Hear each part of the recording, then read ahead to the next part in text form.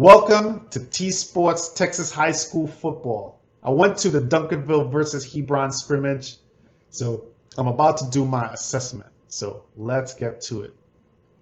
You got to take everything with a grain of salt because, like I said, it is a scrimmage, but there are a few takeaways. Duncanville played a scrimmage against Hebron last year at Hebron, so this year the venue switched to Duncanville, which is good for me because I didn't have to travel too far from the house, so that was good. I enjoyed it. The first series, the first team defense on Duncanville went against the first team offense on Hebron. The defense looked okay, not too bad. First play was actually a pass breakup on Duncanville's defense, so there were some good plays and there were some not so good plays on defense, so it was a little shaky. To explain a little bit about the format of the scrimmage, what they do is that they have the offense of one team go against the defense of the other team, and they go through about multiple snaps, about 20 or so snaps. I wasn't counting, so I'm not sure the exact number, but basically the offense, they get to keep the ball regardless of if they get a first down or not. If they don't get a first down, they just move the ball back to the line of scrimmage. But they get to keep the ball and move it as many times as far as they need to until they get a touchdown.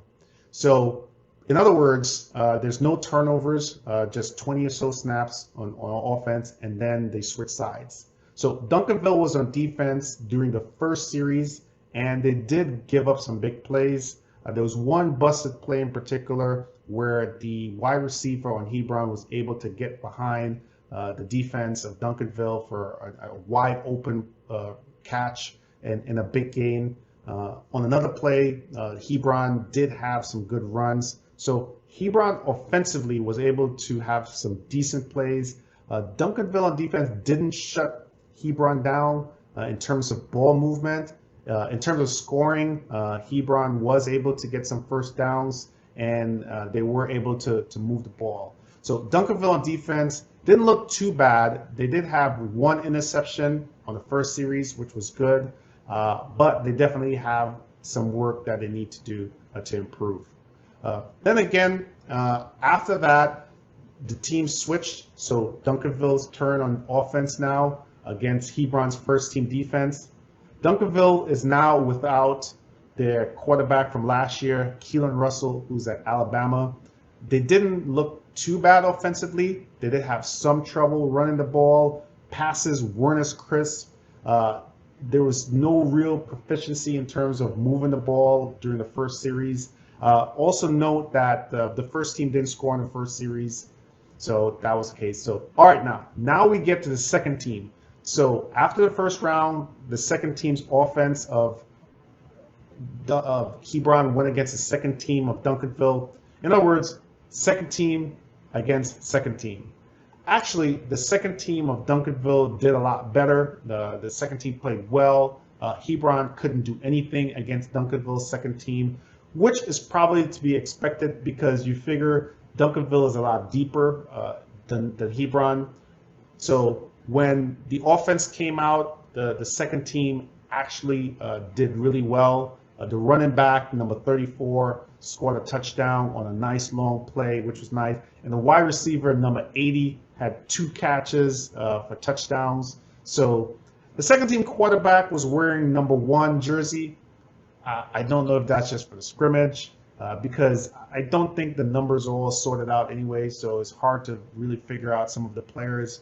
And on the first team, the quarterback was wearing number 4. So I believe we'll have to wait until the first game of the series to see what numbers each player really wear.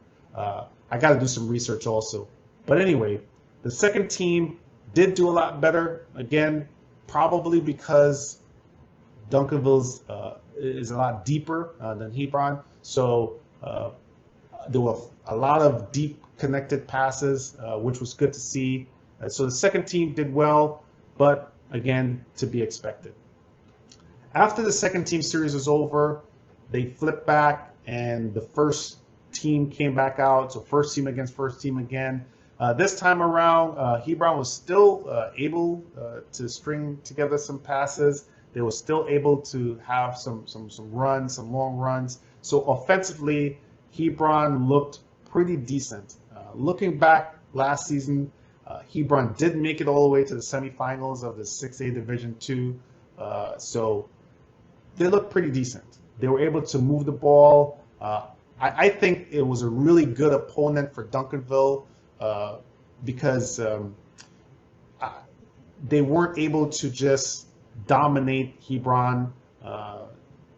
There wasn't like this difficulty in passing or running the ball. So Hebron did move the ball. They had some good passes, some good runs. So from a scrimmage standpoint, I believe that Hebron was a good opponent for Duncanville. It wasn't just a walkover or nothing like that. It wasn't an easy game or anything like that. It's probably because there's some familiarity since they played each other last year. So Hebron wasn't nervous or scared to play Duncanville, like most teams probably are, because of the dominance that Duncanville had over the past few years. So it did make the scrimmage a lot more competitive. So overall, defensively, Duncanville didn't look bad. Actually, they played well. The defensive line played well. The linebackers played well. Everybody played well. It's just that Hebron was able to move the ball both in the running and passing game. So I think nothing really to worry about, nothing too concerning. It's just a scrimmage. So they have to clean some stuff up, but for the most part, it's just a scrimmage. And I believe they'll do better as the season go on in terms of cleaning up some situations. One pass in particular was really, really nice. It was a deep ball to Ace Theus. He was double covered with two defenders, and he was sandwiched between two defenders. And it was a really difficult catch. And he was able to concentrate and really get a really nice catch. It was a nice pass also. So while he was running towards the sideline, it was really, really, really spectacular. So from that standpoint, it seems like he's just continuing where he left off from last year. Zach Turner also had a good catch where he had defenders bouncing off of him and was able to drag a couple defenders for some extra yards. So that was good to see also. I know that Coach Samples, he's definitely going to focus on the running game, but I'd rather see the team grow every game versus just peaking too quickly, because it's very important to peak at the right time and not plateau too soon.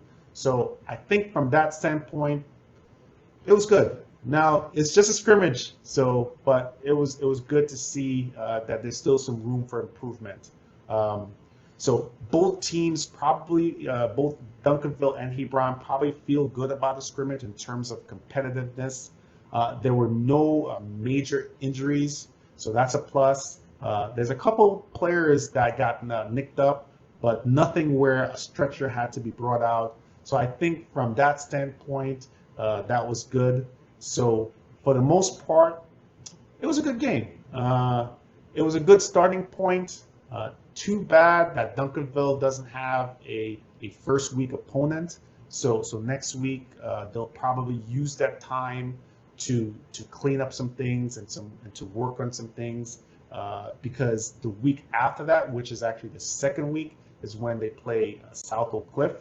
So by then they do have to work out a few kinks. But it's better to do it early than late in the season. So by the time the game comes around for South Oak Cliff, I know they'll be ready. It should be a really good game.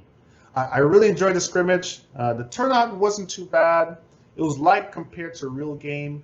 There were a lot of students, a lot of adults, but not a huge crowd. Nothing like a real game.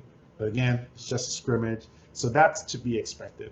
But it was a good evening out. There was a slight delay due to lightning, which pushed the game out about 45 minutes an hour, which was good because by then the sun actually went down and it cooled down a little bit.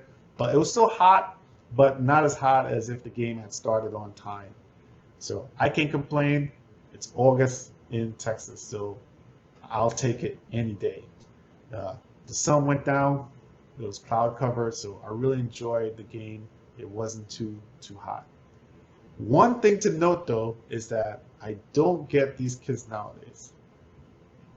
They wear hoodies and sweaters in the summer when it's 95 plus degrees outside, and in the winter they come out in t-shirts. But I'll just leave it like that. Anyway, thanks for joining. Don't forget to like and subscribe.